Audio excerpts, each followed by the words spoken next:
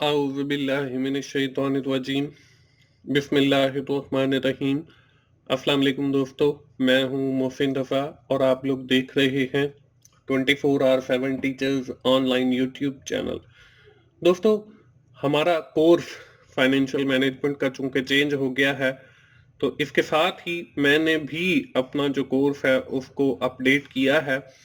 Already मेरा एक course financial management के ऊपर अवेलेबल है, तो अभी इस कोर्स को जो है वो मैंने अपडेट किया है। आज फाइनेंशियल मैनेजमेंट का जो हमारा अपडेटेड कोर्स है उसकी पहली वीडियो है। दोस्तों, इस कोर्स में आपको बहुत कुछ सीखने का मौका मिलेगा। इस कोर्स की एक ब्यूटी ये भी है कि हम हर लेक्चर के इख्तिताम पे या हर क्लास के इख्तिताम पे एक एक्टिविटी मैं आप लोगों को दिया करूंगा, जिससे मुझे अंदाजा होगा कि जो हमने उस लेक्चर के अंदर पढ़ा है उसकी आपको समझ आ गई है या नहीं आई है, और इंशाल्लाह उससे नेक्स्ट यानी अगली क्लास के अंदर हम उस एक्टिविटी का सलूशन भी देखा करेंगे। तो चलिए दोस्तों, हम आज की अपनी पहली फाइनेंशियल मैनेजमेंट की क्लास शुरू करते हैं और सबसे पहले ये देखते हैं कि फाइनेंशियल मैनेजमेंट बेसिकली होती क्या है। दोस्तों, financial management is a combination of two words. Financial management जो है वो कॉम्बिनेशन है दो अल्फाज का, फाइनेंस एंड मैनेजमेंट। अब फाइनेंस क्या है? Finance mean money, rupees, currency. के फाइनेंस से मुराद ये है रुपया, पैसा या करेंसी। Management mean the management of money, कि आपके पास ये जो रुपया पैसा है या जो रकम है उसकी मैनेजमेंट का नाम जो है वो फाइनेंशियल मैनेजमेंट बन जाता है।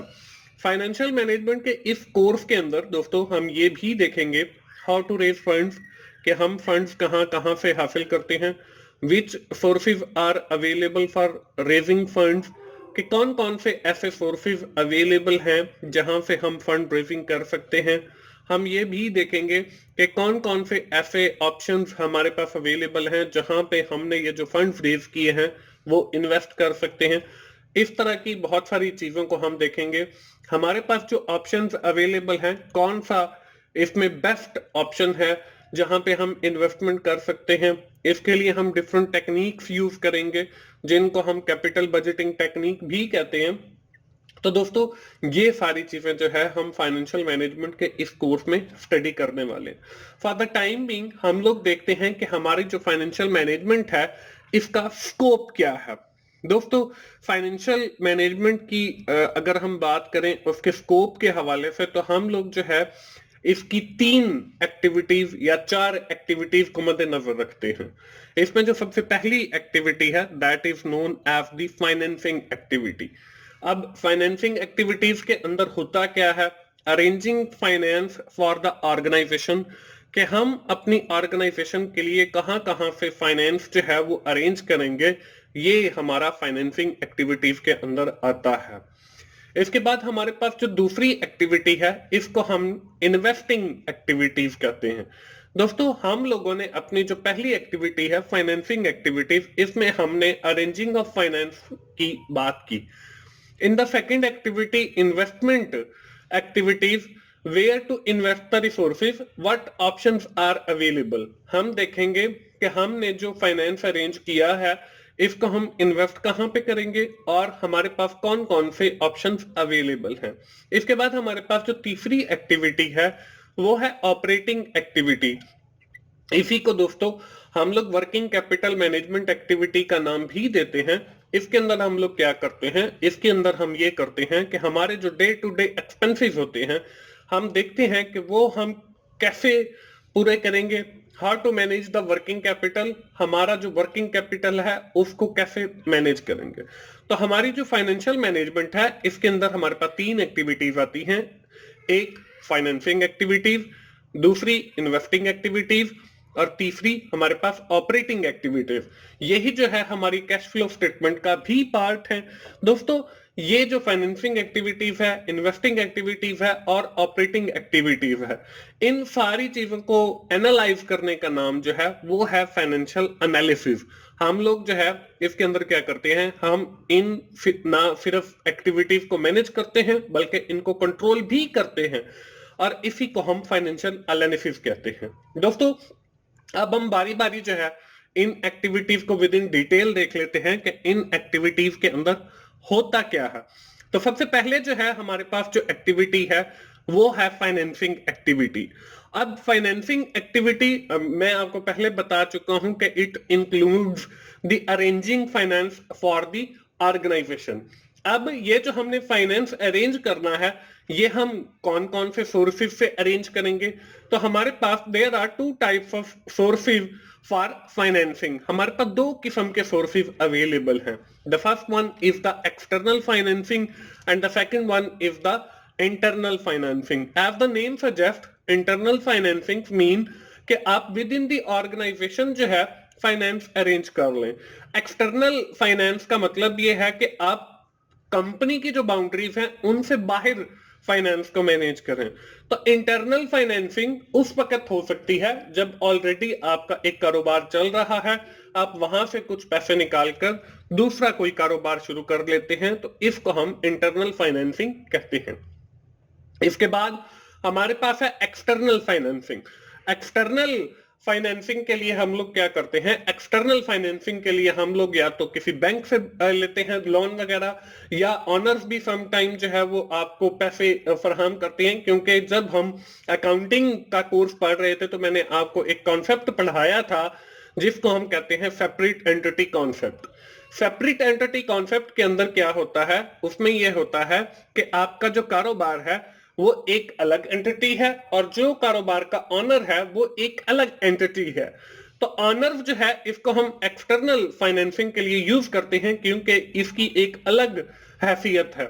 इसके अंदर हमारे पास डेट भी आ जाता है, इसके अंदर हमारे पास इक्विटी का पोर्शन भी आ जाता है। इसके बाद दोस्तों हम देखते हैं कि हमारे पास कितनी अकसाम की फाइनेंसिंग है। इसमें हमारे पास इक्विटी फाइनेंसिंग है, इसमें हमारे पास डेट फाइनेंसिंग है। अगर मैं बात करूं इक्विटी फाइनेंसिंग की, तो इक्विटी फाइनेंसिंग से मुराद ये है कि एक ऑनर है वो अगर कारोबार के अंदर अपने पैसे लगा रहा है तो इसको हम इक्विटी फाइनेंसिंग कहेंगे। दोस्तों ये जो इक्विटी फाइनेंसिंग है ये शेयर्स के थ्रू जो है वो रेज की जा सकती है कि आप जो है जनरल पब्लिक को कुछ शेयर इश्यूज कर दें और वहां से पैसे इकट्ठे करके उस कारोबार को शुरू कर सकते हैं। इसके बाद है डेट फाइनेंसिंग। डेट फाइनेंसिंग के अंदर क्या होता है, डेट फाइनेंसिंग के अंदर हम या तो लोन लेते हैं किसी बैंक से या हम कहीं से कोई बारो करते हैं और उसके ऊपर जो है वो इंटरेस्ट पे करते हैं। इसके बाद दोस्तों हम देखते हैं कि ये जो हम फाइनेंसिंग कर रहे हैं ये कितने पीरियड के लिए कर रहे हैं। हम for the shorter period of time कर रहे हैं या हम for the longer period of time कर रहे हैं। तो दोस्तों शॉर्टर पीरियड और लॉन्गर पीरियड के अंदर फर्क ये है कि अगर हम शॉर्टर पीरियड की फाइनेंसिंग कर रहे हैं तो इससे मुराद एक हफ्ता, एक वीक, एक मंथ या एक साल हो सकता है। अगर हम लॉन्ग टर्म के लिए फाइनेंसिंग कर रहे हैं तो वो more than 1 year, it can be 5 year plan, it can be 10 year plan. तो ये हमारे पास लॉन्ग टर्म फाइनेंसिंग के अंदर आता है। इसके बाद दोस्तों हमारे पास हम लोगों ने ये जो फाइनेंसिंग की है through two type sources that can be equity and debt, तो इसकी कुछ ना कुछ आपको कॉस्ट भी पे करनी पड़ती है। तो जब हम इक्विटी फाइनेंसिंग की बात करते हैं कि किसी ऑनर ने खुद अपने पैसे जो है कारोबार के अंदर इन्वेस्ट किए हैं, तो उसकी कॉस्ट क्या होगी, जो उसको डिविडेंड पे किया जाएगा वो उसकी कॉस्ट होगी। अगर हमने डेट फाइनेंसिंग के थ्रू उस कारोबार को शुरू किया है तो उसमें हम लोग जो इंटरेस्ट पे करेंगे उस डेट के ऊपर, उस लोन के ऊपर या उस बोरोइंग के ऊपर, वो हमारी उस कॉस्ट होगी उस डेट की। दोस्तों हम लोगों ने पढ़ा कि फाइनेंसिंग की हमारे पास जो है दो अकसाम है, एक इक्विटी फाइनेंसिंग है, दूसरी हमारे पास डेट फाइनेंसिंग है। तो अगली स्लाइड पे चलते हैं और देखते हैं कि इक्विटी फाइनेंसिंग और डेट फाइनेंसिंग के अंदर फर्क क्या है। दोस्तों इनकी डेफिनेशन आपको स्क्रीन के ऊपर नजर आ रही है। Equity financing is the amount that a person invest into the business in shape of shares, कि आपकी पर्सनल जो इन्वेस्टमेंट है जो आपने शेयर्स के थ्रू रेज की है वो आप कारोबार के अंदर लगा सकते हो। अब शेयर्स की भी हमारे पास मुख्तलिफ अकसाम है। दोस्तों जब भी कोई कारोबार शुरू किया जाता है तो उसमें जनरल पब्लिक को कुछ शेयर इशू किए जाते हैं। फॉर एग्जाम्पल कि आपने एक कारोबार शुरू करना है जिसके लिए आपको 1 लाख रुपए की जरूरत है, तो आप क्या करते हैं कि आप कुछ शेयर इशू करते हैं जनरल पब्लिक को, वहां से 1 लाख रुपया इकट्ठा करते हैं और उसको कारोबार के अंदर लगा देते हैं, तो ये आपका इक्विटी फाइनेंसिंग बन जाएगा। इसके बाद है डेट फाइनेंसिंग। अब डेट फाइनेंसिंग क्या है? Debt financing is the amount that the business बारो फ्रॉम बैंक और एनी अदर फाइनेंशियल इंस्टीट्यूशन। के डेट से मुराद कर्ज है, ये या तो आप किसी बैंक से ले सकते हो इन शेप ऑफ लोन, या किसी दूसरे इदारे जो कि फाइनेंशियल इंस्टीट्यूशन के तौर पे काम करते हैं वहां से आप ले सकते हो। इसको हम जो है डेट फाइनेंसिंग कहते हैं। दोस्तों इक्विटी फाइनेंसिंग के अंदर मैंने एक वर्ड यूज किया जिसको हम शेयर कहते हैं। तो हमारे पास मुख्तलिफ अकसाम के शेयर होते हैं। यहां पे हम फॉर द टाइम बिंग दो जो अहम इसकी टाइप्स हैं उनके बारे में देख लेते हैं। तो यहां पे सबसे पहली जो शेयर की टाइप है वो है कॉमन शेयर। कॉमन शेयर के अंदर क्या होता है, इसके कुछ पॉइंट्स दिए गए। रिस्क टेकर, कि जो लोग कॉमन शेयर होल्डर होते हैं वो हमारे रिस्क टेकर होते हैं, कि वो पहले पर्सन होते हैं जो उस कारोबार को शुरू कर रहे होते हैं। इसके बाद हमें दिया गया है नो फिक्स्ड डिविडेंड, कि इनका जो डिविडेंड है वो फिक्स नहीं किया जाता, बल्कि कंपनी का जो अर्निंग होती है उसमें जो प्रॉफिट होता है उसमें से कुछ पोर्शन जो है वो शेयर होल्डर को दिया जाता है इन शेप ऑफ डिविडेंड, और उसकी जो अमाउंट है वो फिक्स नहीं होती। इसके बाद है नॉट री इन्वेस्ट शेयर, कि वो री इन्वेस्ट नहीं कर सकते जो उनको डिविडेंड दिया गया है। इसके बाद आखिरी जो पॉइंट है वो है वोटिंग राइट, कि जो आपके कॉमन शेयर होल्डर हैं उनके पास वोटिंग राइट होते हैं कि वो अपना जो बोर्ड ऑफ डायरेक्टर है उसको इलेक्ट कर सके उसके लिए। इसके बाद हमारे पास जो दूसरी शेयर की किस्म है वो है प्रिफर्ड शेयर। अब प्रिफर्ड शेयर इसके नाम से ही जाहिर है कि जो जिन लोगों के पास ये शेयर होंगे उनको कुछ प्रेफरेंस दी जाएगी। इसमें है फिक्स्ड डिविडेंड। सबसे जो पहला फायदा है इसका कि उनको फिक्स्ड डिविडेंड दिया जाएगा, कंपनी को चाहे प्रॉफिट हो चाहे लॉस हो। उसके बाद है प्रेफरेंस ऑन डिविडेंड, कि जब डिविडेंड दिया जा रहा है तो सबसे पहले जो है जो प्रेफर्ड शेयर होल्डर हैं उनको दिया जाएगा। उसके बाद अगर कुछ पोर्शन बच जाता है प्रॉफिट का तो फिर वो पोर्शन कॉमन शेयर होल्डर के दरमियान तकसीम किया जाएगा। इसके बाद है प्रेफरेंस ऑन लिक्विडेशन, कि अगर कंपनी का दिवालिया निकल गया, कंपनी जो है वो कर्ज में डूब गई है, तो सबसे पहले जब कंपनी के एसेट्स को फरोख्त किया जाएगा तो पहले जो है वो प्रिफर्ड शेयर होल्डर को उनकी अमाउंट रिटर्न की जाएगी और फिर बाद में कॉमन शेयर होल्डर को उनकी अमाउंट रिटर्न की जाएगी। तो ये एक और फायदा है। इसके बाद आखिरी जो बात है वो है नो वोटिंग राइट, कि कॉमन शेयर होल्डर जो है उनके पास वोटिंग राइट है कि वो वोट कास्ट कर सकते हैं to elect the board of director of the company, कि वो कंपनी का बोर्ड ऑफ डायरेक्टर को जो है वो इलेक्ट कर सके। इसके बाद दोस्तों बार बार यहां पे मैंने एक वर्ड यूज किया है डिविडेंड का, तो हम डिविडेंड को भी देख लेते हैं कि डिविडेंड क्या है। Dividend is the amount that is distributed among share holder from the profit, के प्रॉफिट का वो हिस्सा जो शेयर होल्डर के दरमियान तकसीम किया जाता है उसको हम डिविडेंड कहते हैं। इसी तरह दोस्तों जो हमारी डेट फाइनेंसिंग है इसमें भी हमारे पास मुख्तलिफ अक़साम है, लेकिन जो दो अहम है वो सबसे जो पहली किस्म है वो है पब्लिक इशुएंस। कि that are issued to the general public in shape of bond, कि आप जो है जनरल पब्लिक को बॉन्ड की शक्ल के अंदर कुछ पीस ऑफ पेपर इशू कर देते हैं और वहां से पैसे इकट्ठे कर लेते हैं। इसके बाद जो दूसरी किस्म है वो है प्राइवेट लोन, कि आप या तो किसी बैंक से कोई कर्ज ले लेते हैं या लोन ले लेते हैं या किसी फाइनेंशियल इंस्टीट्यूशन से लोन ले लेते हैं, इसको हम प्राइवेट लोनिंग भी कहते हैं। उससे हम कारोबार शुरू कर लेते हैं। दोस्तों, ये जो हम लोन लेते हैं या हम बॉन्ड इशू करते हैं, ये एक स्पेसिफिक रेट के ऊपर किए जाते हैं जिसको हम इंटरेस्ट रेट कहते हैं। दोस्तों, ये the percentage paid on loan is called interest rate. हमने जो लोन लिया है इसके ऊपर हम एक खास परसेंटेज जो है वो पे करते हैं, इसको हम इंटरेस्ट रेट कहते हैं। That can be fixed interest rate, that can be a floating interest rate. ये हमारे पास फिक्स्ड भी हो सकता है कि तब्दील नहीं होता, और ये हमारे पास फ्लोटिंग भी हो सकता है कि तब्दील होता रहे। दोस्तों, ये जो इंटरेस्ट रेट है ये डिपेंड करता है काइबर के ऊपर। अब काइबर क्या है?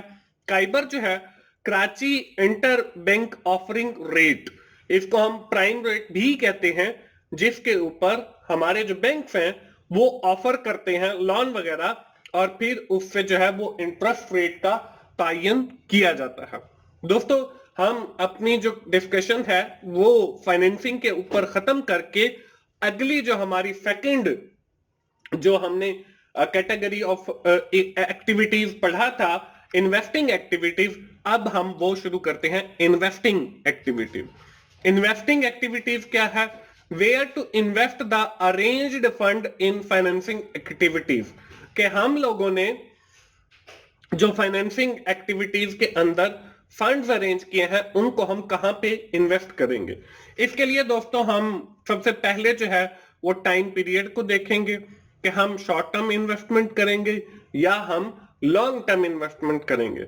दोस्तों, जब भी हमारे इस कोर्स में शॉर्ट टर्म आ जाए और लॉन्ग टर्म आ जाए तो आपके जहन में फौरन एक बात आनी चाहिए, वो ये कि अगर शॉर्ट टर्म की बात की जा रही है तो वो 1 साल का अरसा है या 1 साल से कम का अरसा है।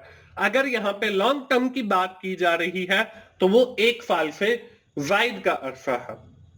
दोस्तों, जब हम बात करते हैं शॉर्ट टर्म इन्वेस्टमेंट की तो उसमें हम करंट एसेट्स को परचेज करते हैं। फॉर एग्जांपल, हमारे पास इन्वेंट्री है तो ये हमारा करंट एसेट है, तो ये हमारी शॉर्ट टर्म इन्वेस्टमेंट है।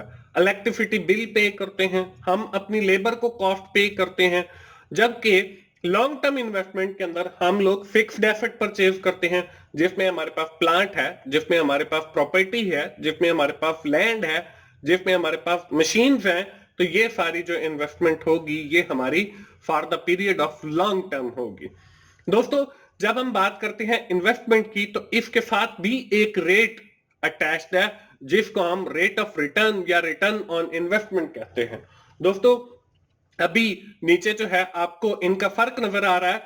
The rate at which the business expected from the investment is known as the rate of return, कि आपने एक कारोबार के अंदर कुछ इन्वेस्टमेंट की है, अब किस परसेंटेज के तहत आपको उसके ऊपर रिटर्न मिलना है, तो इसको हम कहते हैं rate of return.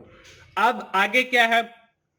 The return that the business is expected from their investment is known as ROI या रिटर्न ऑन इन्वेस्टमेंट, कि मैंने कारोबार के अंदर 1 लाख रुपया लगाया है, 1 साल के बाद वहां से मुझे 20,000 रुपए मिले हैं, तो 20,000 is the amount that is known as the return on investment, के कारोबार के अंदर मैंने 1 लाख लगाया था और उसके ऊपर मुझे 20,000 जो है वो रिटर्न मिली है। दोस्तों, हमें इन्वेस्टमेंट के लिए बहुत सारे हमारे पास ऑप्शंस अवेलेबल हैं जहां पे हम अपनी फाइनेंसिंग को जो है वो इन्वेस्ट कर सकते हैं। तो कुछ इंपॉर्टेंट जो ऑप्शंस हैं हमारे पास वो यहाँ पे आपको नजर आ रही हैं, जिसमें सबसे पहली जो ऑप्शन है वो है स्टॉक मार्केट की। अब स्टॉक मार्केट क्या है? स्टॉक मार्केट एक ऐसी मार्केट है जहां पे आपके शेयर्स या बॉन्ड्स जो है वो सेल किए जाते हैं और परचेज किए जाते हैं। दोस्तों, हमारे पास बहुत सारी जो है वो स्टॉक एक्सचेंज भी अवेलेबल है, या जिनको हम स्टॉक मार्केट भी कहते हैं। तो पाकिस्तान में हमारे पास 3 किस्म की जो है वो स्टॉक एक्सचेंज है या स्टॉक मार्केट है, जिसमें पहली जो है वो लाहौर स्टॉक एक्सचेंज है, दूसरी हमारे पास कराची स्टॉक एक्सचेंज है, तीसरी हमारे पास जो है वो इस्लामाबाद स्टॉक एक्सचेंज है। तो इन तीनों को मिला के अब जो है एक नई स्टॉक एक्सचेंज बन गई है, जिसको हम पाकिस्तान स्टॉक एक्सचेंज कहते हैं। इसके बाद हमारे पास कमोडिटी मार्केट अवेलेबल है कि आप मुख्तलिफ अशिया को खरीद कर सकते हैं, जहां पे आप शुगर को खरीद कर सकते हैं, आप मुख्तलिफ कमोडिटीज कॉटन को खरीद कर सकते हैं। इसके बाद हमारे पास मनी मार्केट की ऑप्शन अवेलेबल है, हमारे पास म्यूचुअल फंड की ऑप्शन अवेलेबल है, हमारे पास कैपिटल मार्केट की ऑप्शन अवेलेबल है, जहां पे हम इन्वेस्टमेंट कर सकते हैं। तो दोस्तों, आज की क्लास के अंदर हम लोगों ने 2 एक्टिविटीज के ऊपर बात की। एक हमारी फाइनेंसिंग एक्टिविटीज, दूसरी हमारी इन्वेस्टिंग एक्टिविटीज। आज की क्लास हम यहीं पे खत्म करते हैं, और इंशाल्लाह आइंदा आने वाली क्लास के अंदर हम लोग अपनी जो हमारी डिस्कशन है वो तीसरी एक्टिविटी, जिसको हम कैपिटल मैनेजमेंट एक्टिविटी भी कहते हैं, उसके ऊपर बात करेंगे। दोस्तों, आज की क्लास खत्म करने से पहले, जैसे मैंने आपको शुरू में बताया था कि हर क्लास के इख्तिताम पे आप लोगों को एक एक्टिविटी दी जाएगी। तो दोस्तों, आपको पहली क्लास की एक्टिविटी स्क्रीन के ऊपर नजर आ रही है, आप जल्दी से इसे राइट डाउन कर लीजिए और आइंदा आने वाली क्लास के अंदर मुझे बताइए कि आपने इसको कैसे सॉल्व किया है। दोस्तों, आज की क्लास हम यहीं पे खत्म करते हैं। उम्मीद है आप इस सीरीज ऑफ फाइनेंशियल मैनेजमेंट से बहुत कुछ सीखेंगे। दोस्तों, आखिर में मैं यही कहूंगा कि अगर आपको मेरी वीडियोस अच्छी लगे तो आप उन्हें लाइक कीजिए, अपने दोस्तों के साथ शेयर कीजिए और कमेंट जरूर कीजिए, और मेरा चैनल 24/7 टीचर्स ऑनलाइन सब्सक्राइब कीजिए, ताकि मेरी हर आने वाली क्लास आप लोगों तक पहुंच सके और आप उससे सीख सकें। दोस्तों, मिलते हैं अगली फाइनेंशियल मैनेजमेंट की क्लास में। उस वक्त तक के लिए अल्लाह हाफिज।